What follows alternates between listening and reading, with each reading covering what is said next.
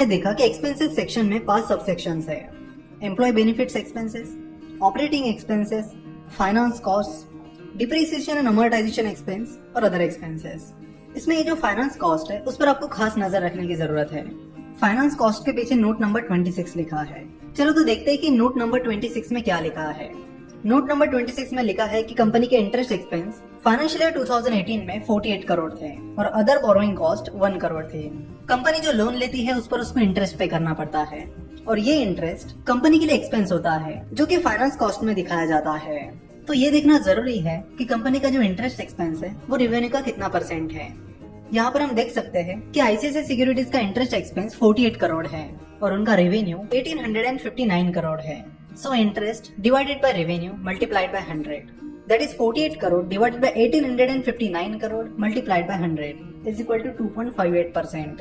यानी कंपनी का 2.5% revenue interest expense में खर्च हो जाता है, जो कि लिमिट में है। कई कंपनीज का बहुत सारा रेवेन्यू इंटरेस्ट एक्सपेंस में ही चला जाता है। सो अगर कंपनी ने अपनी कैपेसिटी से ज्यादा डेट उठाया है और कंपनी का ज्यादातर रेवेन्यू इंटरेस्ट एक्सपेंस में ही जा रहा है, तो ये एक सोचने वाली बात है। आपको उस कंपनी को डीपली एनालाइज करना होगा, चेक करना होगा कि उन्होंने डेट किस लिए लिया और क्या वो उस डेट को आसानी से रिपे कर पाएगी या नहीं। अगर नहीं तो आपको सावधान होने की जरूरत है। एक चीज हमेशा ध्यान रखना कि कंपनी का डेट और इंटरेस्ट एक्सपेंस जितना कम उतना बढ़िया।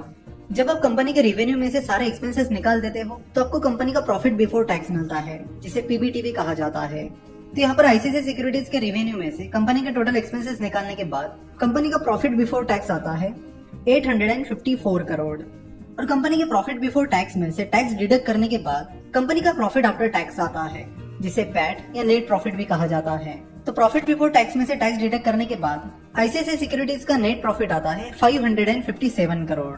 तो फाइनेंशियल ईयर 2018 में आईसीआईसीआई सिक्योरिटीज को 557 करोड़ का प्रॉफिट हुआ है और फाइनेंशियल ईयर 2017 में कंपनी को 338 करोड़ का प्रॉफिट हुआ था। तो यहाँ पर आपको देखने की जरूरत है कि कंपनी का जो नेट प्रॉफिट है वो पिछले 10 सालों में कैसा रहा है। तो प्रॉफिट को ट्रैक करना बहुत जरूरी है। और प्रॉफिट के साथ एक और चीज है जिस पर आपको ध्यान रखना होगा, उसका नाम है प्रॉफिट मार्जिन। प्रॉफिट मार्जिन का फॉर्मूला है profit divided by revenue multiplied by 100। तो यहाँ पर हम देख सकते हैं कि कंपनी का नेट प्रॉफिट है 557 करोड़ और कंपनी का रेवेन्यू है 1859 करोड़।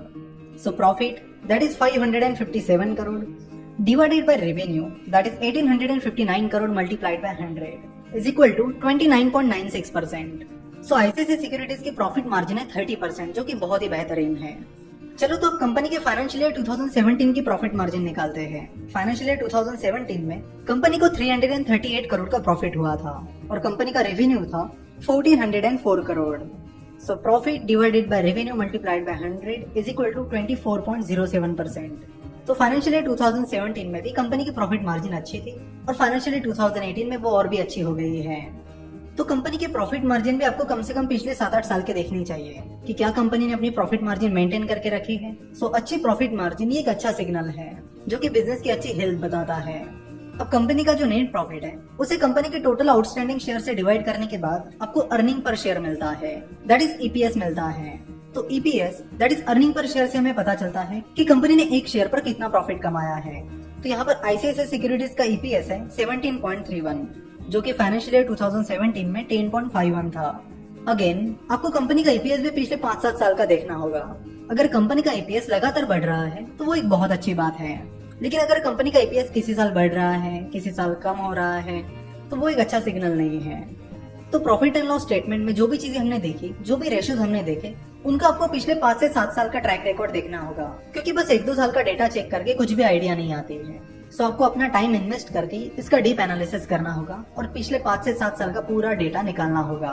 तो यहाँ पर हमारा प्रॉफिट एंड लॉस स्टेटमेंट का एनालिसिस समाप्त होता है।